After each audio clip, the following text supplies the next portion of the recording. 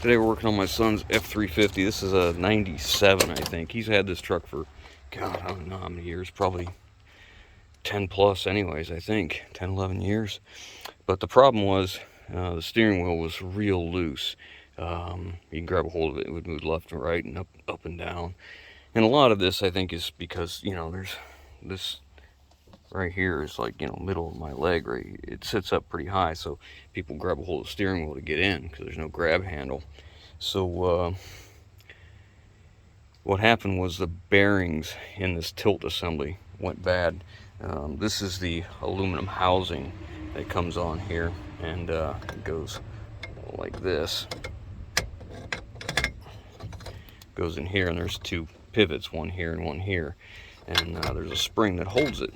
Well, those bearings go bad, and it lets the, not the housing, but the shaft move inside the housing. So I had him order up some pieces. He ordered this new upper bearing, lower bearing. This just has dirt on it from me touching it. This wedge, snap ring, and a regular spring in that collar. So now we're going to put it back together. Probably important to know that these are directional. If you put them on wrong, you can see how there's just that little plastic retainer. If you put them on wrong, you will have a pile of those on the floor again. So we're going to get these installed. You can see how it's tapered back here. There's kind of a ramp right there which coincides with this here. So this will sit back here on this. But we're going to go ahead and put the bearings in the housing and then install the housing. So let me get set up here and we'll put it back together. I would have recorded taking it apart, but I didn't really think it was video worthy until I started getting into this, and then, you know, showing how there could be so many differences of how to take it apart and put it together. But it's very simple. Pull the steering wheel, take the trim covers off, turn the lock cylinder to a certain way, push the button, take the lock cylinder out, a few pieces in there. I mean, it's really kind of straightforward. You just have to pay attention how you take it apart. Let me get set up. This bearing has a taper as well. So this taper needs to go this way, because what you're doing is basically using a spring in here to hold this tight inside this. So you need pressure on this side and then pressure on both outsides. So that's why this one's kind of tapered in this way. There's a collar that runs in there too. This one has a collar on the shaft, so you don't need to be concerned about that. These go in pretty easy. It's not like you gotta beat on it or anything. I pushed them in before, and it's a real delicate metal, so you don't want to beat on it because you'll distort it and you'll lose the bearings. Just take your time and push it in by hand, and it goes in. It just takes a little bit of effort, and it's got to be seated all the way around, because if it's crooked, it'll bind up.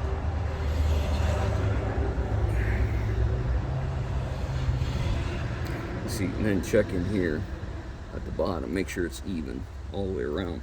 That's where I put my good eyes on. It sits on a little shelf in a few spots, but we're good. And then this side the same way, you just push them in. Now if that bearing's in all the way, go ahead and slide this in. You have to slide this in. This is the actual pin or arm that pushes on the starter ignition switch. So when you turn the key, there's a gear. You can see the teeth here. There's a gear. There's a gear that goes in here and turns on this and pushes that forward and brings it back. So you got to make sure you put this in at the same time. You got to start this in. Again, make sure your bearing is going the right way on each side. And line this up. And you have to bring the shaft through the end of the housing here. Just wiggle it gently. It'll go. So the hardest part about this procedure right here is these locks. They're spring loaded for the tilt wheel, so they can be a little bit of a pickle. The best thing to do is put these locks up the dogs inside here. Have them up while you're doing this. Makes it a little bit easier. But then you have to put these down below, like so. Again, these up if at all possible. That fell out.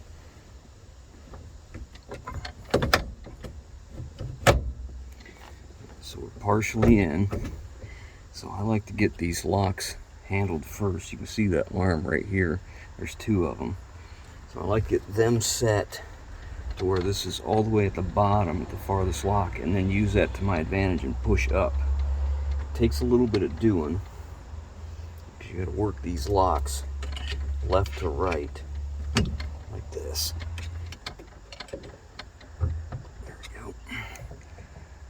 This side's in over here.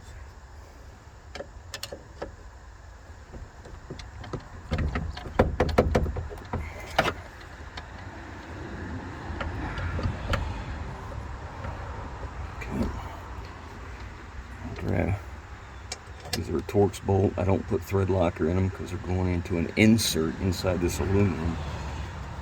And I don't want the insert to spin.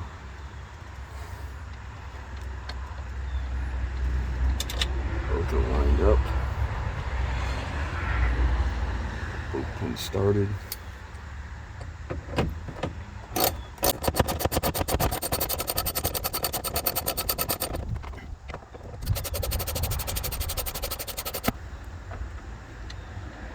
Okay, let's care of that.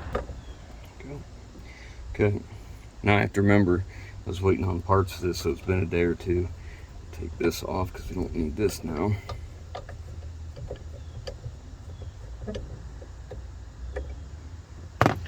Okay, I believe what has to come next. I think I gotta do this next, which is there's this tapered cone here. Okay, this has to go in like this, like this, and that takes up the slot in that bearing and gives the spring something to rest against. Then there's this collar which pushes on that. You have this spring, and you have the snap ring. And it came with this snap ring, which is kind of chintzy. This is a factory one, so I think we're going to go ahead and reuse the factory one. I'm going to reuse it, and we'll see if I can squeeze it back anymore.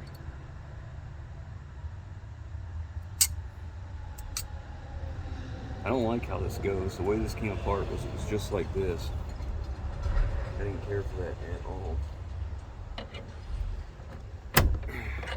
That's not where it needs to go. It has to go farther. So what I do is I put, let's see, a spacer on here with the bolt, the actual bolt for the steering wheel. And I don't know what I used. Take that apart now. No.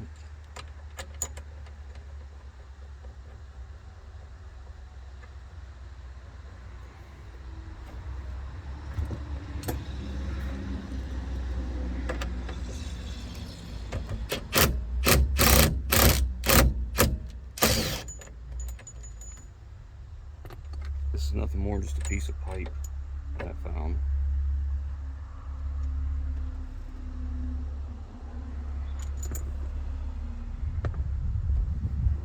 See, that's tight now. I don't want to get to where I've done something, I have to take it all back apart, so I'll keep checking this. Just like right now, make sure the tilt wheel engages like it should. And it does. Okay, so now we can continue to go back together here. Now this is in place.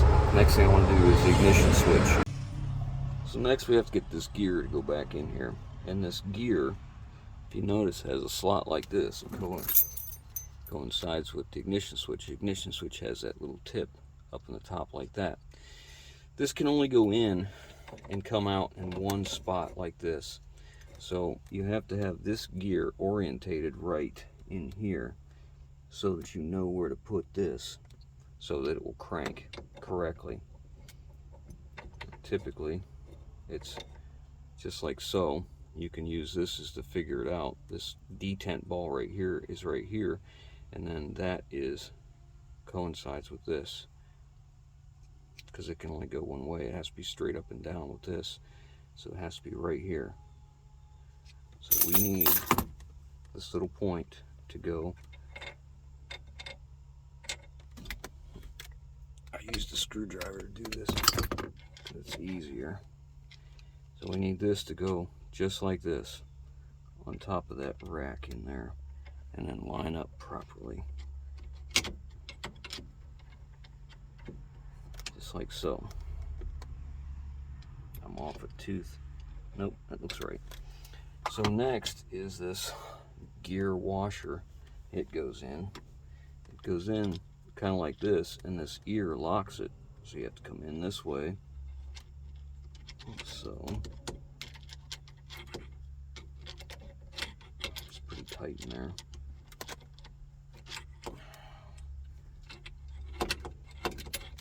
Just like so, and then you have to turn this washer to go under a set of locks right there.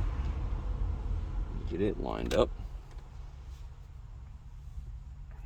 and then this piece goes in, it snaps, and it goes this way.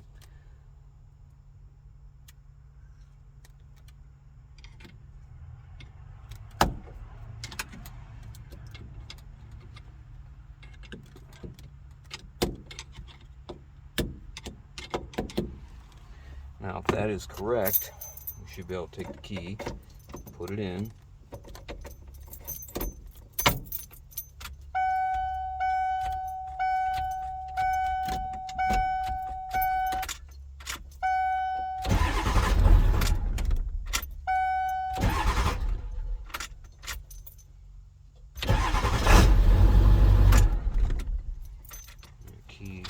This lock cylinder is worn out. He just didn't want to change it because he didn't want his keys to not match. There's accessory. There's where his key should come out, and it doesn't.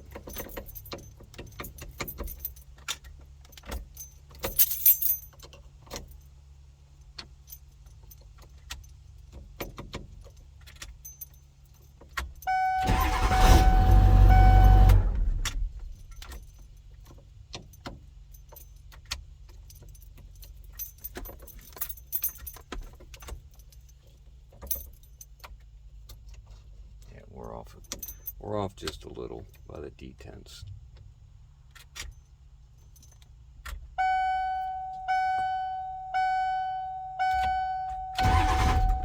Yeah, we need to bring it back one tooth. It's possible we had that rod shifted just a little bit. It wasn't quite in the right place. Yeah. Yep, so we'll just pop this back out.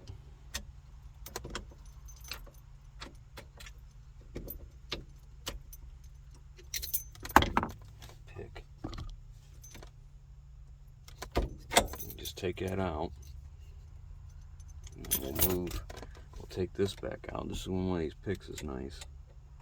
Get underneath this thing, pull it out, and we'll just rotate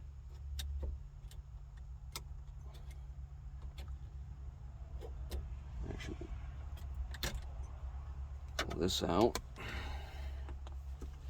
We'll take this, it has to turn to come out.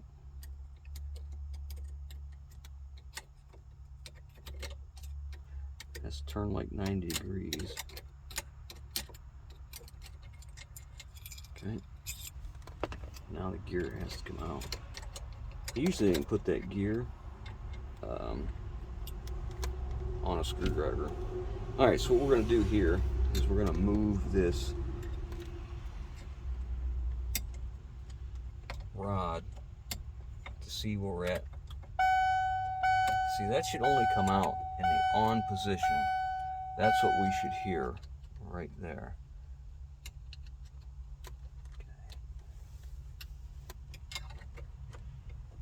Okay. we're in the on position. We just want to make sure we're exactly in the middle of that on position.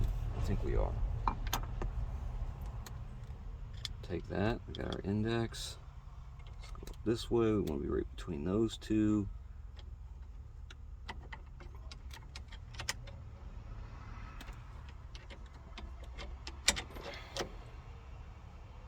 Get it right there.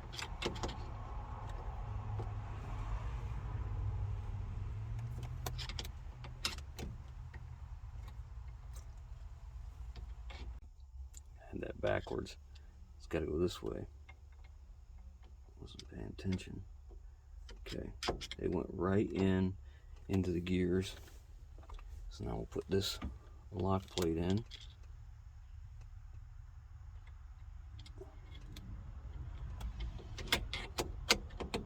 And this just helps to retain that right there. Now our green lock, plastic lock. Put it with the finger. Just use it. Make sure it's pushed in all the way around. And if we've done it right,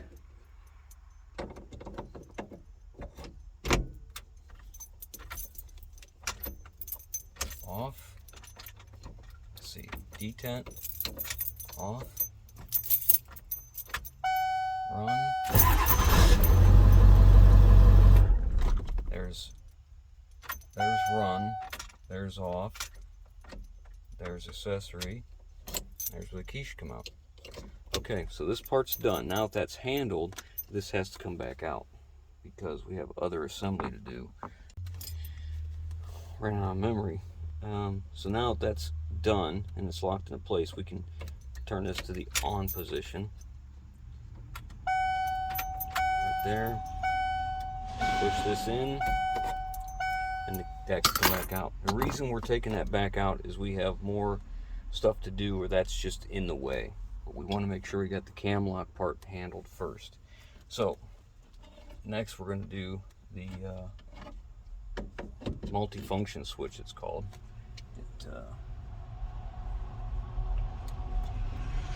This was on here somehow, but it was off. Oh, it just snaps over like that. Okay. So this comes over like this, and it's just a couple torque screws. It's nothing big. Let's see, where's my torque screw?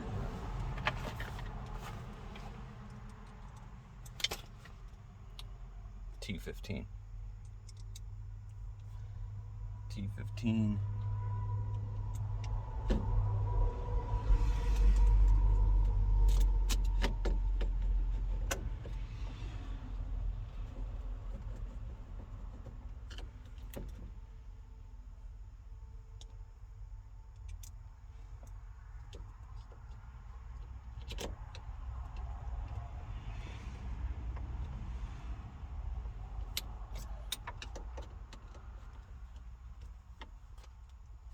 Got that in, and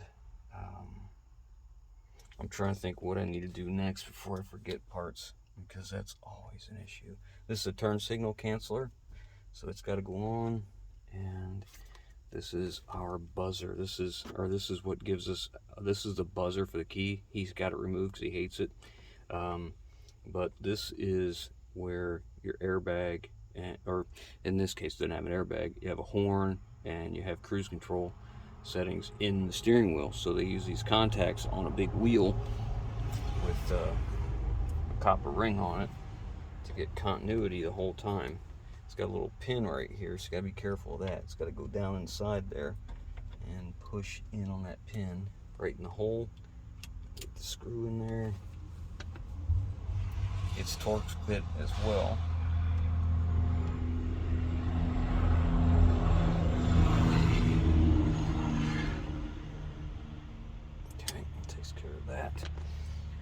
All right, now we have the part that nobody likes, and that is the cruise control, or the tilt wheel spring.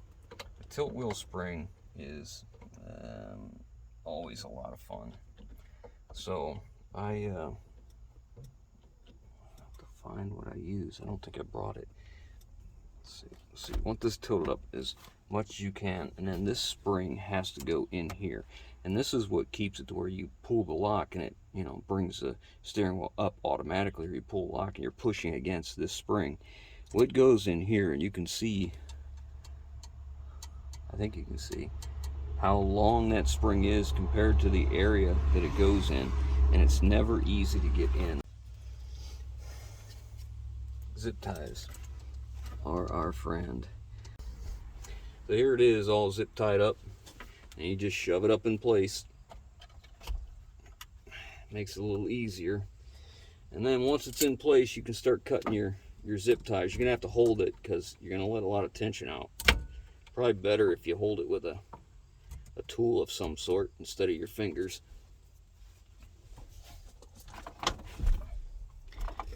Let's live dangerous.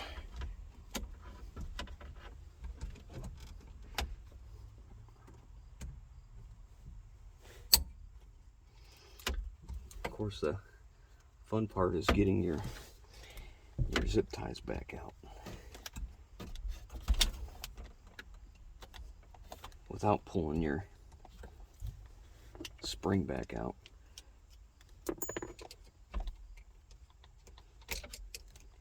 I've been able to work these springs around like this, making sure they don't come out of the spot though.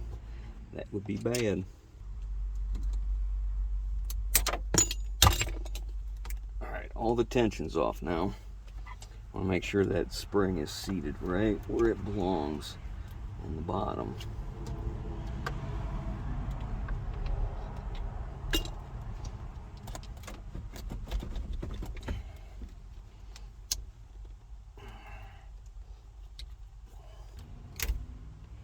One out.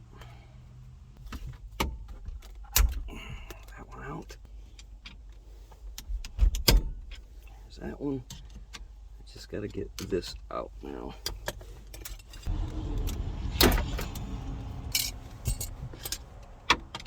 Need this part over here.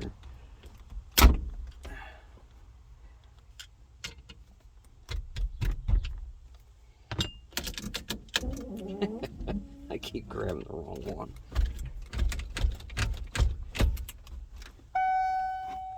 Okay, she's in the right place. We're good to go there. So next, this has to go on.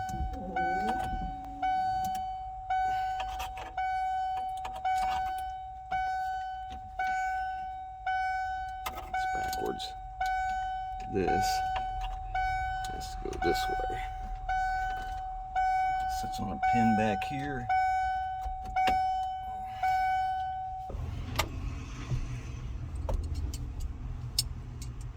Okay. Now, it's time for the trims. So we'll take this off. Again, that thing's bent.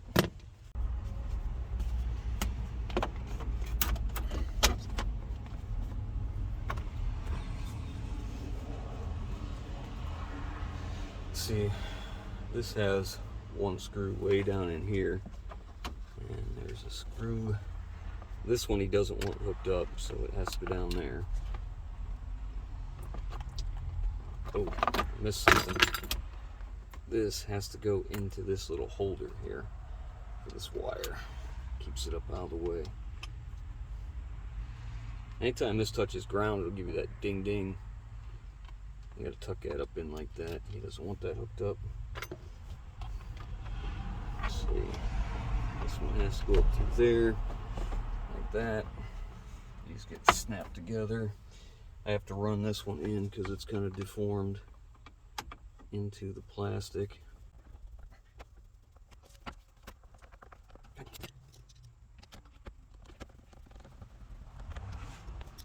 This one's the only one that's a bit of a pickle, and I just don't want to take it down. I'll do this first.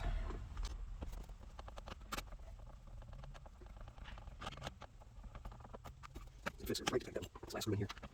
Running them with hand on like far as I can. Probably ought to put this one in first. make it easier, but yeah.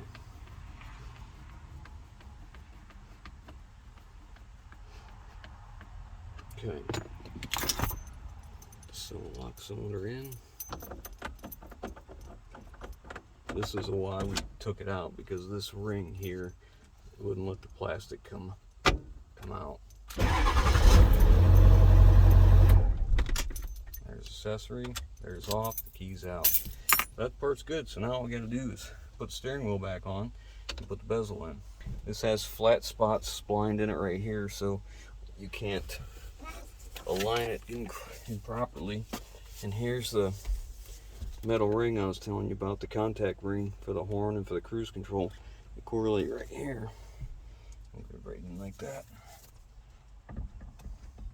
You just put this on. Alright, so I got the steering wheel bolted back on. It's nice and tight, doesn't move, and the tilt wheel works like it's supposed to, and holds and locks.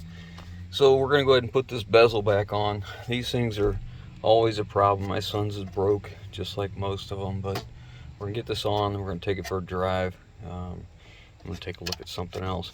So to get the steering wheel off, I should have showed this.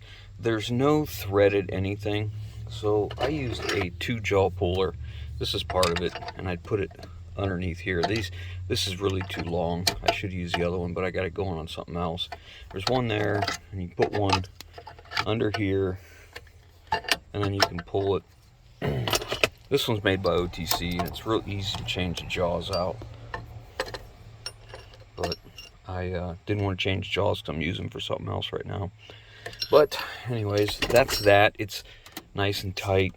I will caution you that when you're putting that snap ring in, make sure you get it down all the way. It'll look like there's a groove, but that spring has to be pretty much collapsed to where it's right on the top of this. So when you had that washer, wherever it got to, of course I don't see it here. There it is. So when this spring is on top of here, before you can get that snap ring on, this is almost compressed until it's just about to the top of that, and then the snap ring goes on. That's when you know it's on there right. So that's that. Let me get this piece in. We'll take it for a drive, make sure it's okay. All right, we are all back together. Such a good running truck. Sure it's right. Yeah, it feels good. Okay, so now I'm going to take it for a drive, just make sure everything's okay with steering. He's also had a problem with the transmission. I think it's between a 2 and 3 shift. It kind of shifts, hangs out there, and then takes the lid off the throttle, and then it goes into gear. So we need to see if there's any codes on this or anything like that, so we can get an idea, because he's getting ready to go for a trip, and we don't want him to have troubles, because it's a 5-hour drive where he's going. So we'll give that a look and see, get the scanner out. So weird, they put the diagnostic link clear over there. So weird. First, second, third,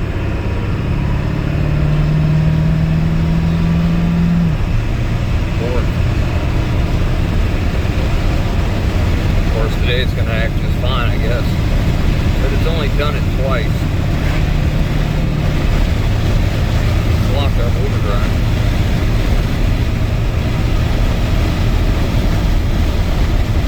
I believe a E4OD transmission, which is a 4-speed with overdrive.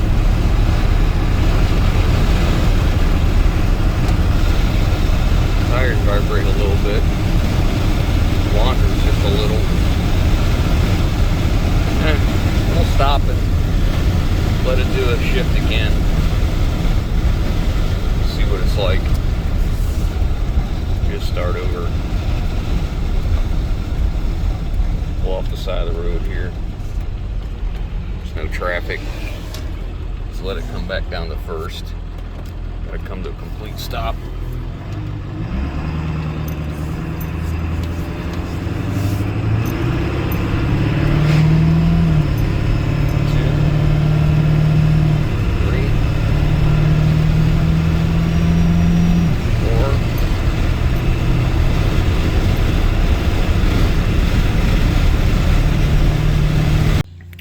of memory while I was driving.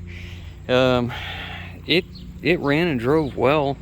The transmission, I didn't experience what he was. He said a couple times, I only did it twice, but it would come up to take the 1-2 shift was fine. You'd come from second, getting ready to shift to third, and he said sometimes it would get up to the shift and it was kind of like stall out, almost in neutral, and then go and shift.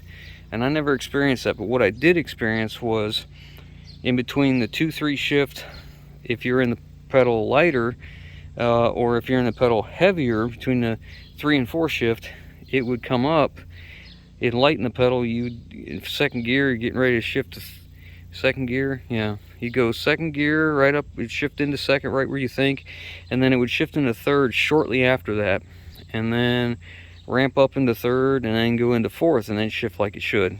And if you're heavy in the throttle, it would do that same thing, but it would be going from third to fourth. So, you know, coming up to third, you'd ramp up good, shift into third, and then just way too soon, it would shift into fourth.